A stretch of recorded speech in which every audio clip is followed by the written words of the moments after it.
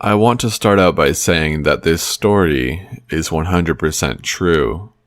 I know people will say that to add immersion, but it really is, and this is the only place I know where to post it at. Do I believe everything that happened actually happened? Not necessarily. I'm as skeptical as you will be, and I welcome any explanation as to how the events that occurred were not supernatural.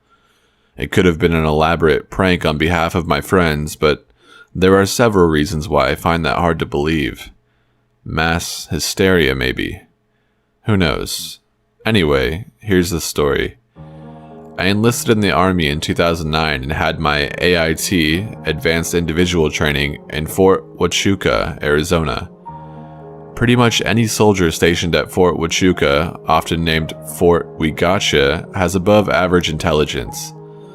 Most of the MOSs require a very high ASVAB score. Needless to say, the friends I made were a unique bunch, many of us gaming nerds. Huachuca is about 20 minutes from the Mexican border and about 40 minutes from the infamous Tombstone, Arizona. One day, we were bored and swapping ghost stories. One of my buddies bought a Ouija board at Walmart for us to play around with. We'll call him Jackson to protect his identity. I'm not sure Jackson believed in the supernatural, but when your disposable income to free time ratio is skewed horribly in the wrong direction, you buy stupid shit to entertain yourself with. Jackson and I attempted to use the Ouija board in our barracks as the base is extremely old and ripe with hauntings. Unfortunately, the barracks we had recently moved to were brand new, so the Ouija board didn't work. Tired of strip clubs and flirting with the Mexican border, we hungered for a unique adventure. I brought up the idea of traveling to nearby Tombstone, Arizona. Jackson lit up when I mentioned this, as he had just heard a story of a haunted house in Tombstone he wanted to check out.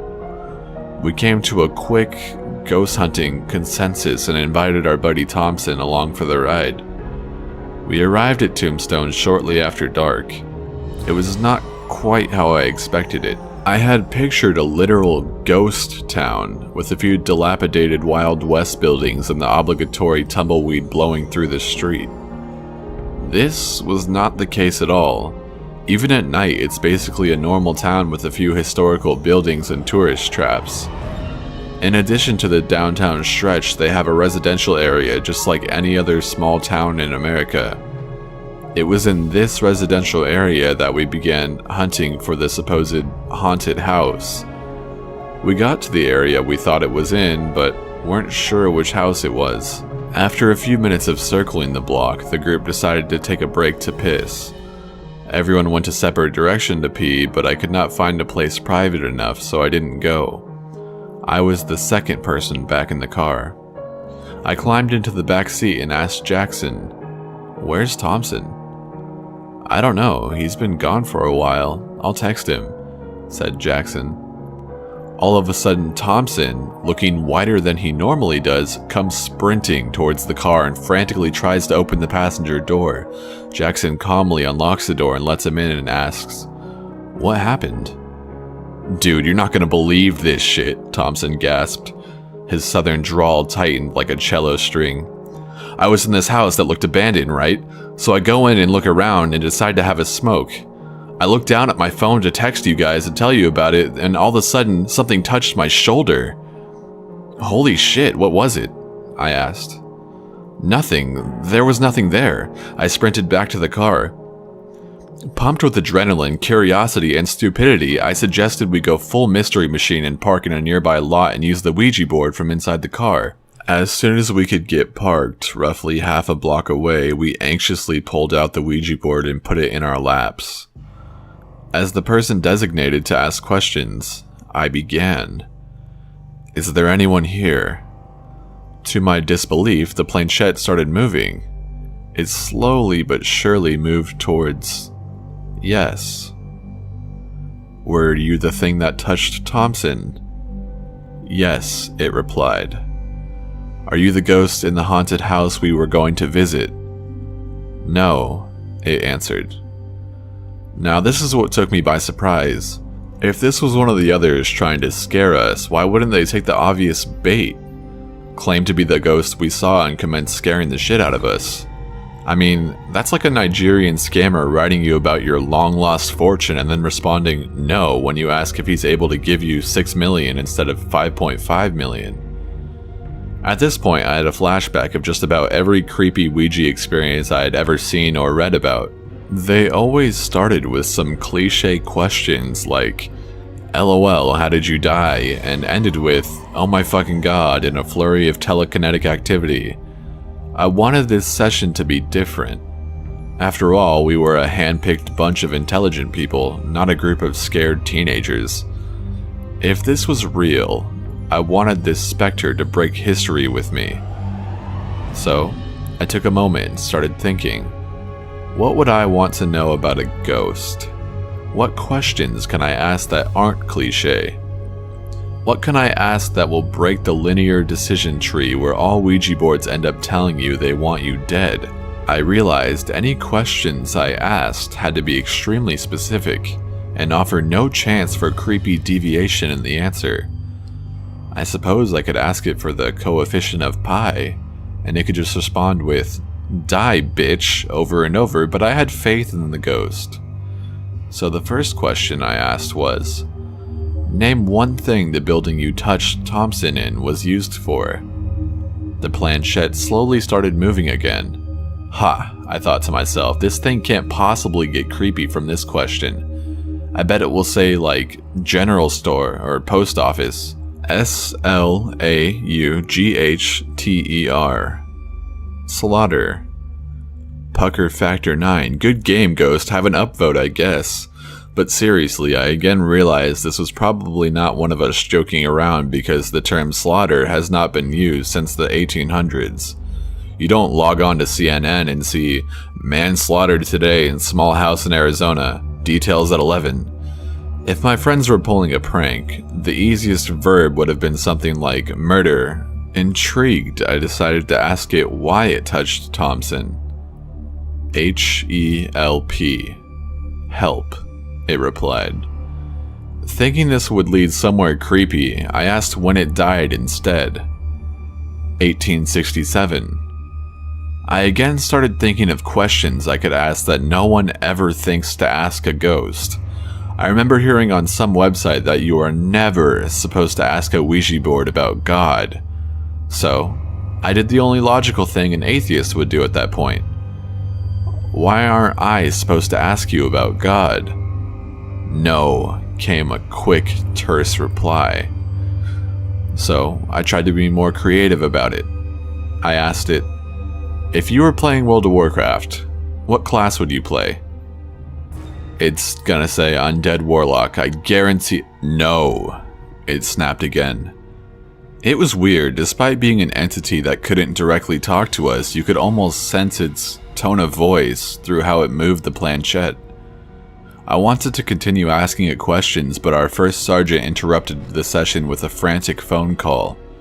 He ordered all of us back to base for 100% accountability due to someone losing their weapon.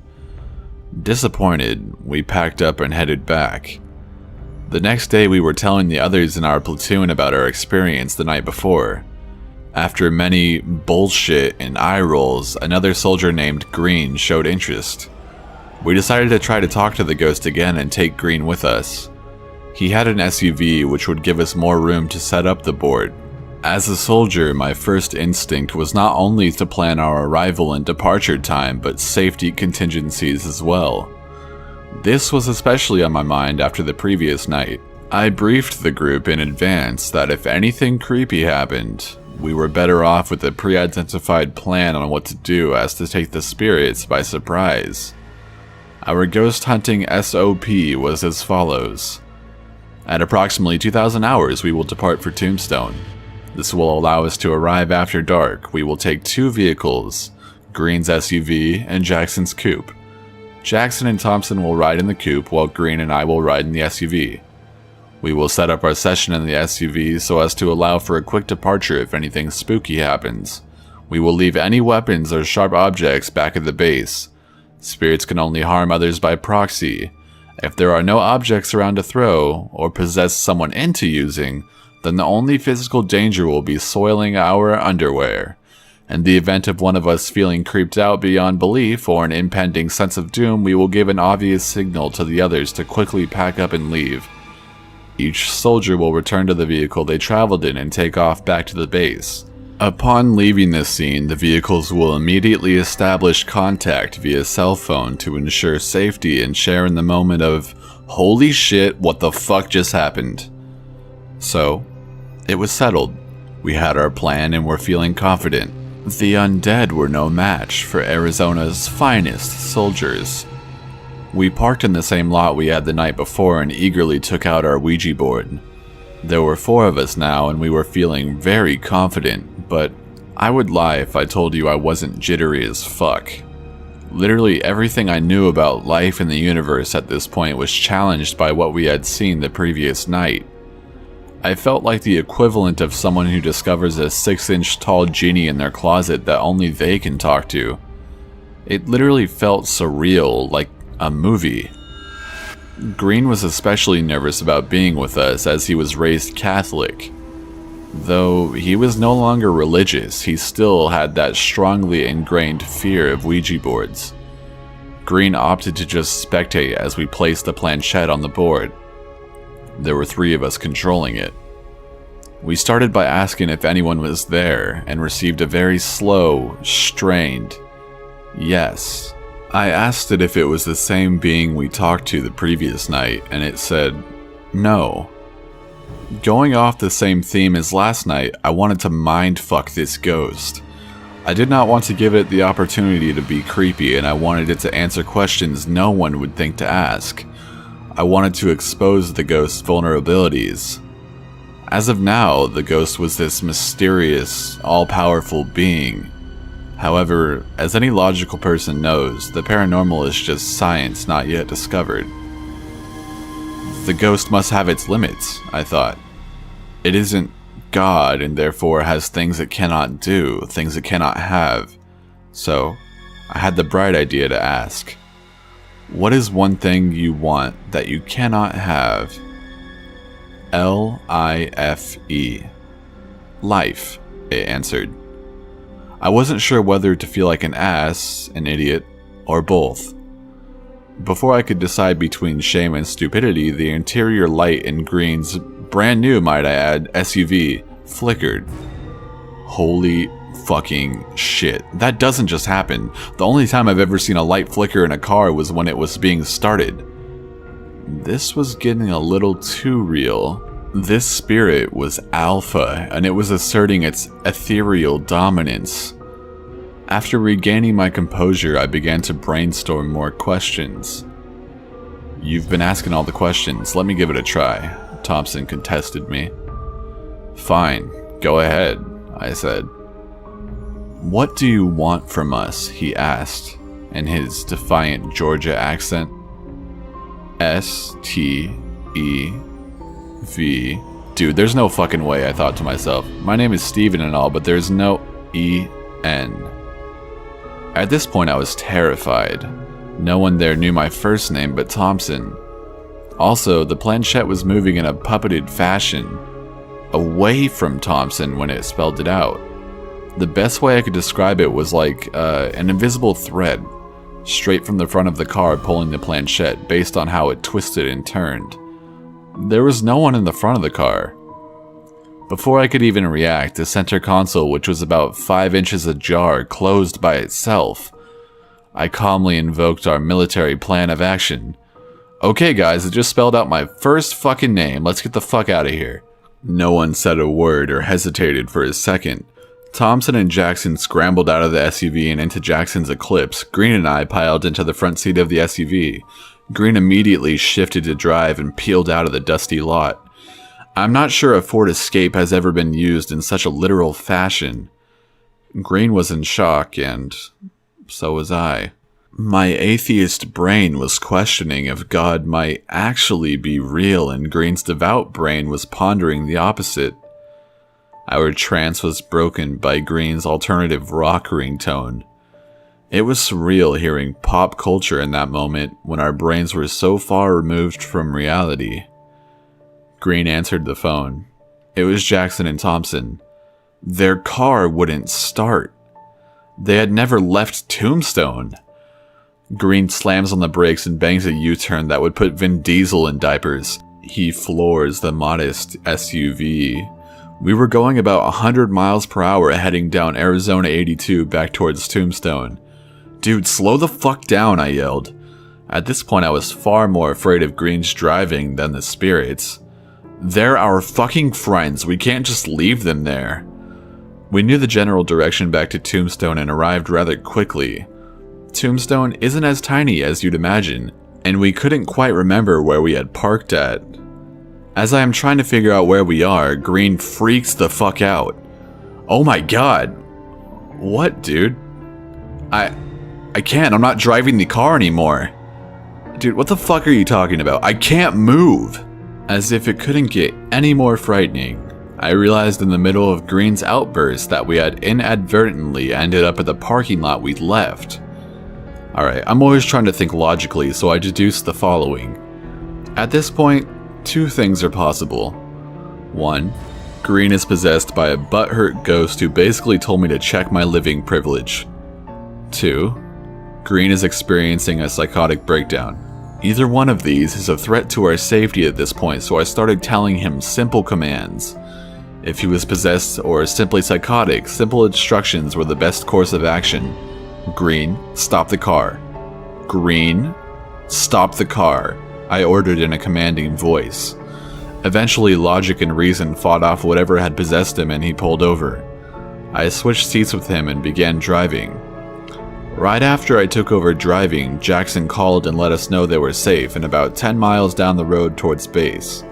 Green was still in a trance, but once we got about a quarter mile from ground zero, whatever triggered him without warning originally had left. This leads me to believe that if ghosts are real, they have the effective possession range of about a quarter mile. Throughout the ride, we struggled to comprehend what had happened that night. Green told me that he could tell the ghost wanted me and that it was telling him to drive down an alley, but that he came to his senses in time. He said it wanted me bad and it wanted him to kill me. It probably would have had him attack me before we left, but our premeditated escape took it by surprise, so it stalled Jackson's car to lure us back. I asked him why it didn't just kill me itself, and he told me, probably because I'm bigger than you and more emotional. You think very logically, and you're a lot harder for a spirit to manipulate. Plus, I was in control of the car. This made sense and was pretty chilling to think about. If the spirit had succeeded, it would have simply hit the news as soldier murders other soldier in Tombstone, PTSD suspected. I imagine that's the case when you hear about mothers spontaneously drowning their children in a bathtub or other inexplicable murder-suicides. It's probably a ghost or spirit, but gets blamed on psychosis. About halfway back to base, we stopped at a gas station. Green, still not completely in his right mind, opened the hatch of the SUV, took out a sunshade that came with his car, and threw it in a dumpster. What did you do that for? I don't know. It just felt evil. Really evil, he answered. That was the final straw on how real this was. It really drove in how much this was probably not an elaborate prank. Why would he go to the extent of throwing away an expensive OEM part of his car to freak me out when I was already emotionally exhausted? To this day, I am still an atheist, but I do wonder about the paranormal, as it could very well be science not yet discovered. I would imagine that communicating with a spirit is the equivalent of trying to talk to an invisible man in the room who cannot touch anything. His only way of communicating is holding a portable fan and blowing paper suspended by a string from the ceiling. He blows it right for yes and left for no. I imagine this is why they communicate in such slow and brief answers. I did a little more research on the location and posted a map and pictures for you guys. Here is a map showing key points of interest. And here is the street view of the parking lot we were in. I'll also include these pictures in the description for you to look at. Ironically, we were in the parking lot for the OK Corral, the famous haunted location where the Outlaws had their shootout in the 1800s. From what I can gather, the gunfight happened well after 1867, but keep in mind we talked to two separate spirits. I can't help but wonder if the second one was one of them. Also, I have heard of the ideomotor effect, so if you would like to help me come up with a logical explanations for what happened, keep in mind I'm aware of that, and it does not explain the light flickering and the console moving. I am also aware of Occam's razor and would welcome a shave at this point, as I think it would save my sanity. So, please convince me I'm crazy. Number 2. Alright guys, I'm that asshole. You know, that asshole who moves the pointer while playing with a Ouija board. I don't know why, I guess I just liked knowing I was the one responsible for scaring the shit out of people instead of something or someone I couldn't see. Or maybe I just didn't believe that a commercially made product could talk to ghosts. Who knows, but I found out karma definitely is a bitch. One night in college, a friend of mine was over and we were studying. One of those ghost shows came on the TV and they were messing around with a Ouija board. My friend, Liz, said offhandedly to me, "You know, I've never played with one of those." I was definitely surprised. Ouija boards were such a staple of my childhood.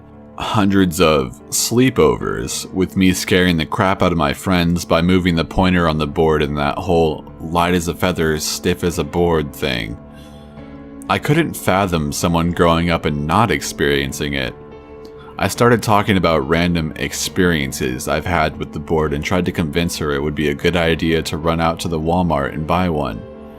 Finally, I was successful and off we went, our studies abandoned on the table.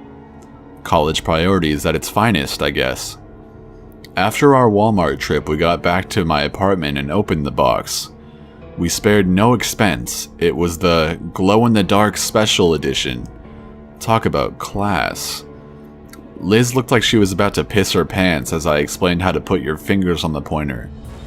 We lit some candles and turned off all the lights. "Okay, so just ask whatever," I said, secretly smirking. "Like what?" she asked. "I don't know, something fun, like when am I going to die or something." This was always one of my favorite questions for people to ask because while pushing the pointer, I could really freak them out.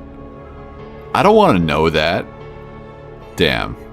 I was a bit disappointed but went with it. I suggested just trying to open our minds and see who would come through. I was already planning to have JFK come through. Not many of my friends know I am a huge JFK fan, so I can usually creep them out with the amount of knowledge the ghost of JFK knows about his assassination and whatnot. We put our fingers on the pointer and nothing happened. I was letting the tension grow before I started my pushing. It's always better to start slow. All of a sudden, the pointer started to move, and I wasn't pushing it for once. "You can't push it," I yelled at her. Talk about the pot calling the kettle black. I didn't want her to ruin my plan. "I'm not," Liz shouted back. "Well, obviously you are, 'cause I'm not." "Aren't the ghosts supposed to move it?" she asked. I guess she got me there. I just sat back, shut up, and watched the pointer move. I was convinced she was moving it. She had to be. There was no way a ghost was communicating with us through a glow-in-the-dark spirit board that I bought for $17.99 at Walmart. After a few minutes, we finally got a message. IMISSULIZ. I miss you, Liz. Liz was understandably a bit freaked out that the spirit knew her name. I was too, but I kept telling myself she was moving it, whether it would be subconsciously or not. We kept going. "I need to see you again soon," it spelled out. "I need to see you again soon? What does that mean?" Liz asked, getting more and more freaked out.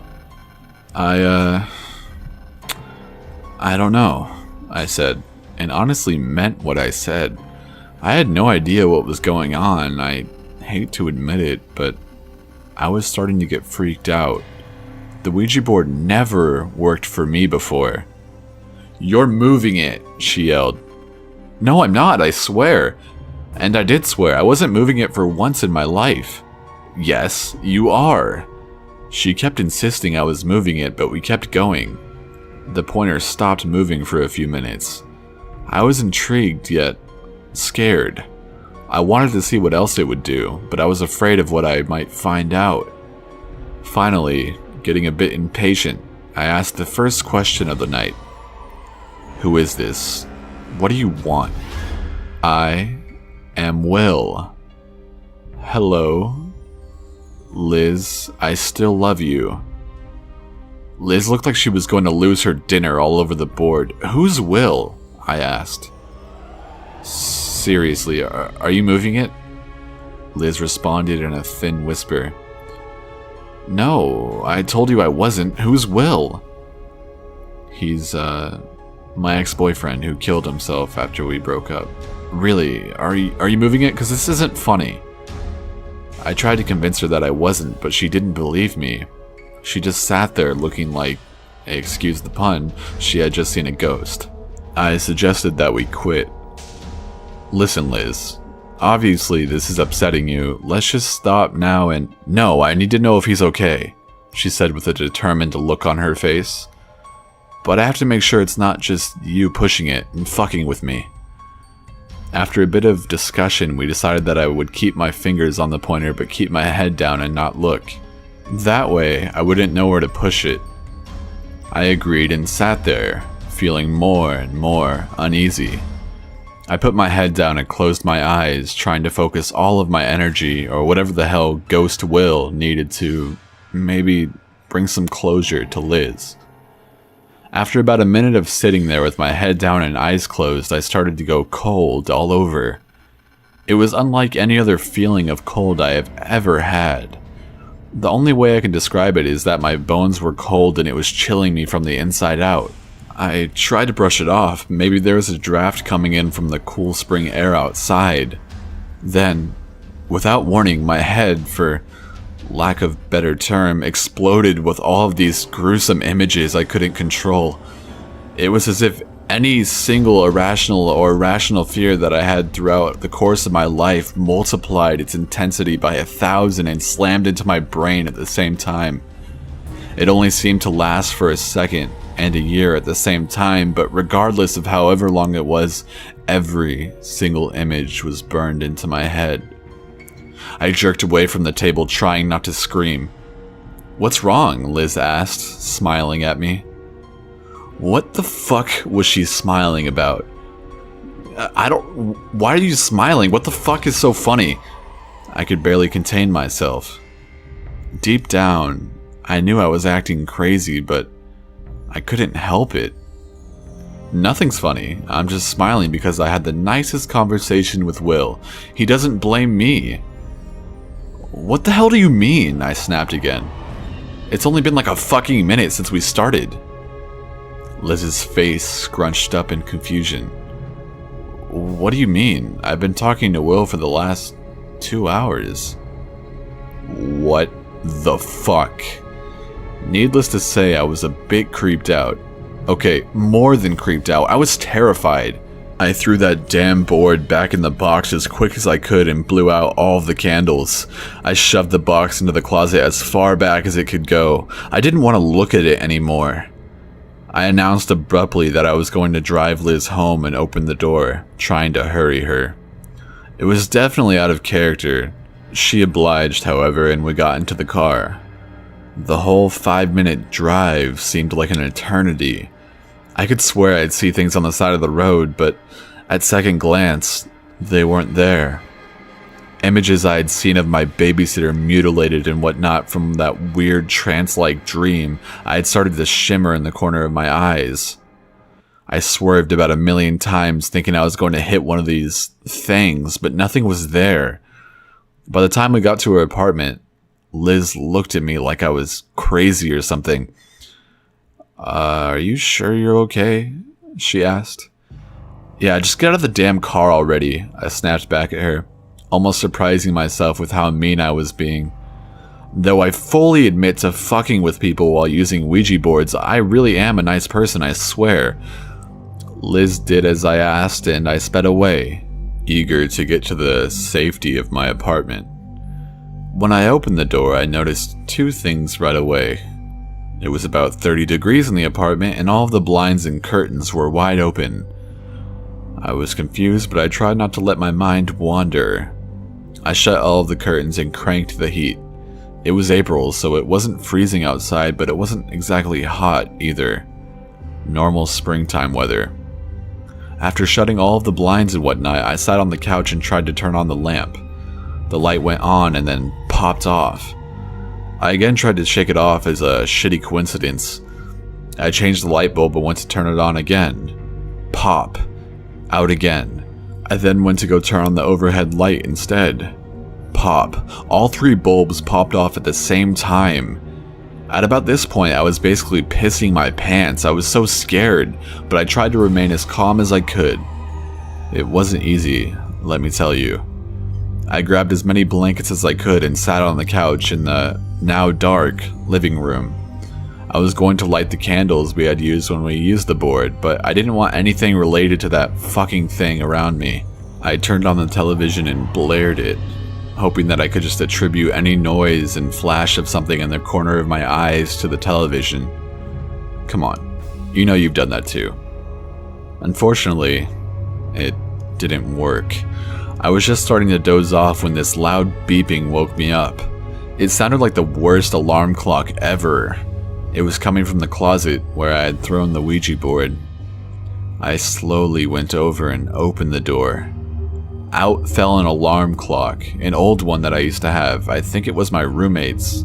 I hope it was my roommate's, blaring uncontrollably. I hurriedly shut the door so the Ouija board would stay in there, and I started looking at the clock to turn it off. Not only were there no batteries in it, nor was it plugged in anywhere, but the time flashing on the clock was 4:16 a.m. My birthday. What the actual fuck, okay? Needless to say, I threw that thing quite far and it broke into a million pieces. I wish it stopped there, I really do, but little did I know that was just the warm-up, so to say, the opening act to a shit show that has become my life. I hope this is enough to convince everyone never ever, ever to fuck with a Ouija board. Number 3. Well, for starters, I want to say that I don't really believe in all of this stuff. It is hard for me to describe, mainly because I like to think something psychological happened rather than paranormal, but I guess I leave that for the readers to decide. Also, I'm sorry if this story is a bit long. It took place over a week or two in the summer of 2011, and I want to cover as much of it as I can. It was the summer after my first year of college, and things were going well for me. I'd been dating this girl for over a year. We'll call her Stacy, and school was good. Anyway, I'd be hanging out at this local coffee shop with some of her friends. We'll call them Emma and Helen. We were bored and not much had happened that summer, and we needed a change of pace. We'd been talking about the paranormal over our coffee, and Emma mentioned that she had a Ouija board from forever ago that we could try out. I laughed at the idea, mainly because I don't believe in that sort of thing, but I've always thought ghost stuff was kind of fun, I guess. Emma runs home while Helen, Stacy, and I head to a nearby park to pick out a spot. Night had fallen, and it got pretty dark. When Emma showed up, we decided to use the nearby basketball court as our place to play the game. I sat out the first round or two. Emma, Stacy, and Helen began to ask questions. Helen, being the voice of the matter, asked, "Is there any spirit out there that wants to speak to us?" Nothing. Bummer, right? I laughed a bit at the whole situation, but then she asked again. We waited. Nothing. Of course. Then Emma gave it a shot. "Is there a spirit out there that wants to communicate?" Boom. The little triangle shoots over to yes. I immediately call out Helen as moving the piece, but she swore up and down it wasn't her. Anyway, Emma was talking to this spirit for a little while. It was a boy who slowly got more violent and more violent. The conversation got dark quick. I don't remember the details, but Helen ended that shit before it took off. I was intrigued for some reason, but I kept calling out Helen, as I know she liked drama, for moving the piece, and she told me to go ahead and take her place. I sit down on the basketball court and think this is just absolutely stupid. I decided I was going to make a joke out of it, and being a big James Dean fan, I asked, "Can I speak to James Dean, the actor?" No response. I tried again. Nothing. Then on the third try I said, "Is there anything that wants to speak to me?" Boom. The triangle shoots to yes. It wasn't slow like before when Helen was playing. The thing moved so fast my hands were pretty much knocked off. I looked to Emma and Stacy, and both of them were pale as ghosts. No pun intended. I asked them what was up, and they said it wasn't them moving it. Being skeptical, I asked the thing's name. It spelt out C-A-U-S. Cause? I asked. Yes. So I began to talk to this spirit named Cause and asked him to describe himself. He said he was blonde, blue-eyed, and burned. All of which I thought was a weird description, and when I asked what he meant by burned, he said, F-I-R-E. Fire? I asked. Did you die in a fire? There was some hesitation. I thought I hit the wrong nerve or something with this spirit. It was a long pause, and then, yes. I asked what year, and it said, 1816, 1816. Okay, so at this point I just started talking to Cause like an old chum or something. I began to ask what about his family life and things like that. While I didn't believe it, I still was having some fun. I asked him if he could visit me because I thought he was an alright guy. Cause said D-R-E-A-M-S. Dreams. I said, sure, visit me in my dreams, that'd be alright. I ended the conversation not long after that, mainly because it was getting late and the wind really started picking up. Stacy drove us there, so I jump in her car and she puts on her iPod before taking me home. Really odd thing. Loud, deafening static filled the car. There was a voice, not singing, but rather talking as we both fumbled to either turn off the radio or unplug the iPod. We struggled with the iPod, so I just shut the radio off and we sat and stared at each other. We didn't need to say anything. We were both pretty creeped out, but I figured, hey, Cause seemed alright. I get home a little after midnight and go to bed. That night, I had a dream that I went into my bank to make a deposit. I walked up to the counter and placed the check in front of the teller, who was about my age. He was a blonde-haired, blue-eyed guy. Nothing out of the ordinary. I asked him to cash the check and he just opened the drawer and emptied all the money out, sliding it over to me. I asked him if he's sure and he gave me a wink. He wouldn't speak to me. And then I woke up. I go to the same coffee shop the next day, not really thinking anything out of the ordinary, and Emma starts talking about how she wants to do the Ouija board again. I'm down this time, no questions asked. Any weird dreams? Emma asked me. Nothing too odd. I had a dream I was at the bank and this blonde guy gave me the whole drawer. A blonde guy? Yeah. Then I got to what she was getting at. She was implying that the blonde guy in my dream was Cause. Could be. I didn't know him. So we go to the park, this time setting it up at one of the pavilions. I cut Helen out of the game right off the bat and began by asking to speak to Cause. The game piece moved quickly to yes again, and I asked him if he was the one in my dream. Yes. Odd, but whatever. I begin to ask some more questions about his family and all sorts of stuff, but this time he is a bit more standoffish. I got a lot of no's when asking about his siblings, something he said he had, and his parents. He told me he didn't have parents, and I said that was impossible.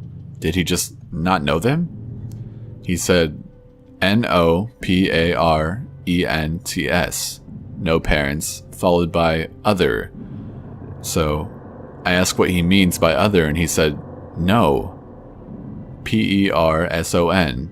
And I asked to clarify if he was, in fact, a person. No. I asked him again, "So, if you're not a person, what are you?" CAUS. Stacy got freaked. She was fairly religious and wanted to end the game. I agreed. I was getting the creeps and went ahead and ended it. I told Helen to try and talk to someone. I was going to have a smoke and watch.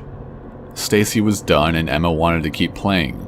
Helen starts trying to talk to someone, but she just keeps getting yes, followed by CAUS, and then nothing after that. I told her to quit fucking around, but she was serious. I could tell that she wasn't lying to me, mainly because she wanted to get the fuck out of there as fast as possible. We pick the board up and go home. I had an uneasy feeling that night, like someone was watching me, but I figured I just had the creeps. Anyway, I got home a little after midnight again and went to bed. I had another dream. I woke up in the middle of the night to my dog scratching at my door. She sounded panicked. I sit up and could see her shadow under the crack in my door and a red or orange light around it. I jumped up quickly and opened the door. My dog shot out into my room and I stepped out and saw my house burning down around me. The place was engulfed in flames, and the center of my living room was the blonde bank teller smiling at me. He just had this really creepy smile. His eyes were wide open and he said, CAUS. He just kept repeating it over and over, and then I woke up. I took a break from the board after that. I was busy with other things. I'd been running around the city for a bit, but every night I got home I had the same dream every night. Nothing different, just the same dream. Odd. So I go back to the coffee shop later that week and Emma points out that I look tired. I explain my dream and her face just drops. She said that she'd been doing some reading about Ouija boards and the #1 rule is to never ask for anything instead of a spirit, something I did, or to invite whatever you're speaking to out of the board, something I also did. Fuck. I figure the best way to end this thing is to put an end to Cause and have one final conversation telling him to go away. We go to the park, the same group as before with me, plus my good buddy Sam Watson, not his real name, who just didn't believe me. Sam was always like that, but I told him I wasn't fucking around this time. Something weird was going on. Anyway, we're sitting around playing the game under the pavilion again. I try and talk to Cause and it took a few tries, but he shows up. I ask him if he's evil. No. I ask him if he's good. No. I ask him if he's a spirit.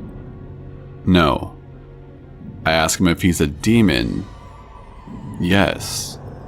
So, I don't fuck around with demons, alright? I'm not religious or anything at all, but I grew up Catholic, and the #1 thing I always told myself is that if I were to find out that heaven and hell existed, it wouldn't be because I found a demon. So, I get paranoid, like, really paranoid.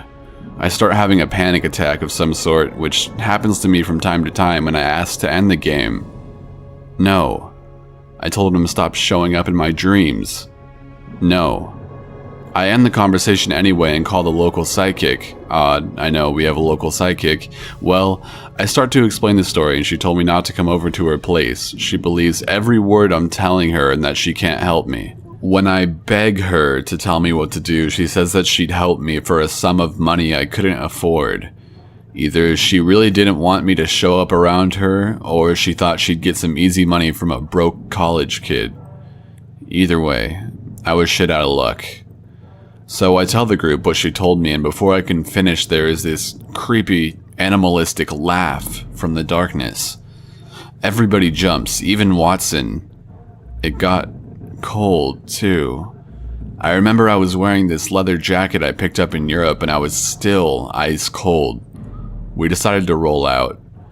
The next few days went by slow, mainly because I couldn't sleep, not at all. I would get the feeling that I was being watched, wake up in the middle of the night with cold sweats, have the dream that the blonde kid was smiling at me. Sometimes I'd feel like someone would shake me awake. My friends wanted to play the game some more, minus Stacy, and I refused. If this was real, I was in enough shit as it is. I turned to the only person I knew that could help. My father. My dad isn't really a religious man at all, but he did make me go to church as a child. His father was super Catholic, so I think that instilled something in him. I don't know. Anyway, I tell him the story and he thinks it sounds ridiculous. I feel that way telling it now, to be honest. He explains that it is all in my head and that if I realize that, the dreams will stop and I'll be able to sleep again. I took it to heart and thought that maybe all the answers were made up by my unconscious mind, which is a common theory with Ouija boards. Things simmered down after that. I told my friends what my dad said, but not all of them believed it. Mainly because they started having similar dreams of the blonde guy. I figured it was all just psychological. So we stopped playing with the board because school was coming up in a month or so and life just got in the way, but we never revisited it. Mainly because every time they tried and I wasn't around, the board would just remain dead. Emma thought that Kaz took control of the board and that he was the overall dominant entity that took over when I called him out. I brushed it off. However, it is hard for me to brush off completely because I still have dreams from time to time about the blonde guy. I guess I should just call him Kaz, because that's what I associate him with anyway. I no longer feel alone when I'm alone, and this was years ago. Whenever I get depressed or angry, I wonder if it is Kaz or if I'm just finding excuses. Stacy still refuses to go anywhere near Ouija boards after that, even though I told her it was just a game. She really doesn't think so. I just can't wrap my head around the whole thing.